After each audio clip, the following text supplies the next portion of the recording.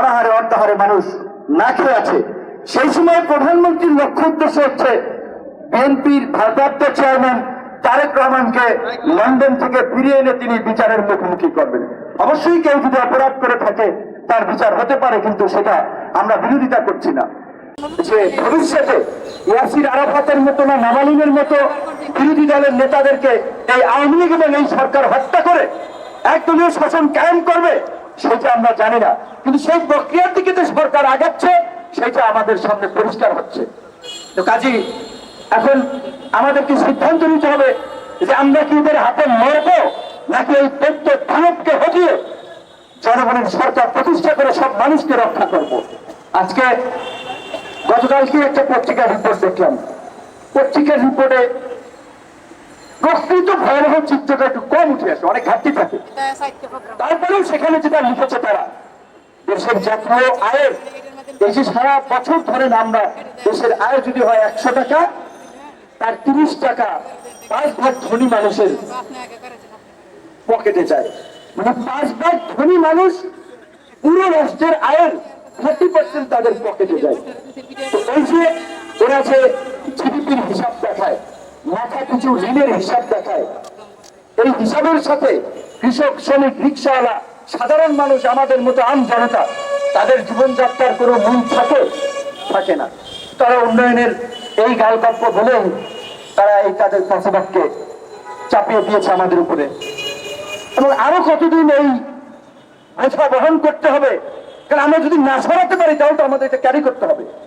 আজকে ইশরাক এই ঢাকার একজন গেরিলা মুক্তিযোদ্ধা, যেটা আমরা বলেছিলাম আওয়ামী লীগের বুদ্ধিজীবীরা আপনার গল্প করে বই লেখে ঢাকার গেরিলা মুক্তিযুদ্ধ নিয়ে, আর এই সাদেক হোসেন খোকা ঢাকার মেয়র ছিলেন, তার ভয়ে কতটা সংকীর্ণ মারা, কতটা ইতর মানসিকতা পৃথিবীর কম দেশে আছে যে সিটি কর্পোরেশনকে বিভক্ত করেছে। এই ইতর আওয়ামী লীগ নিজেদের ক্ষমতার আধিপত্য কায়েম করার জন্য, ঢাকাকে দখল করার জন্য ঢাকা সিটি কর্পোরেশনকে ভাগ করেছিল উত্তর এবং দক্ষিণে। কারণ বুঝতে পেরেছিল ইতরদেরকে মানুষ ভোট দেবে না। সাদেক হোসেন খোকা বঙ্গবন্ধুর কন্যা আওয়ামী লীগের প্রধানমন্ত্রী শেখ হাসিনাকে ভোটে হারিয়েছিলেন, তার সাথে তো অন্য কেউ জিততে পারবে না। তখন এই সিটি কর্পোরেশনকে ভেঙেছিল।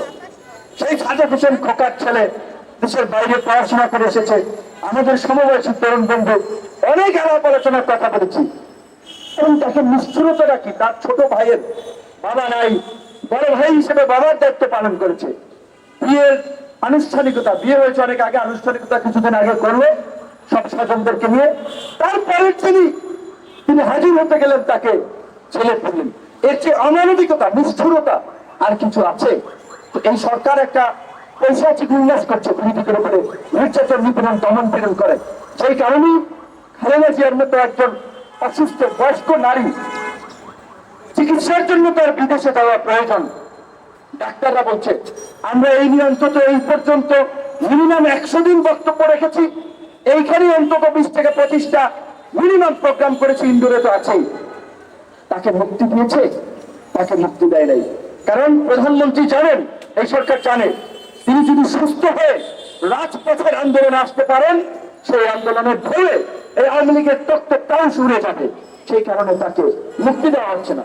আমরা বিএনপির লোক না, আমরা বিএনপি করি না, তারপরেও আমরা বলছি যে সাবেক একজন প্রধানমন্ত্রী, মুক্তিযোদ্ধার স্ত্রী, তার উপরে যে অন্যায় এবং অবিচার করা হচ্ছে, এই অন্যায় এবং অবিচারের প্রতিবাদ যদি আমরা না করি, কালকে আমার ভাইয়ের আশাদের উপরে আসবে, পরশুদিন আমার উপরে।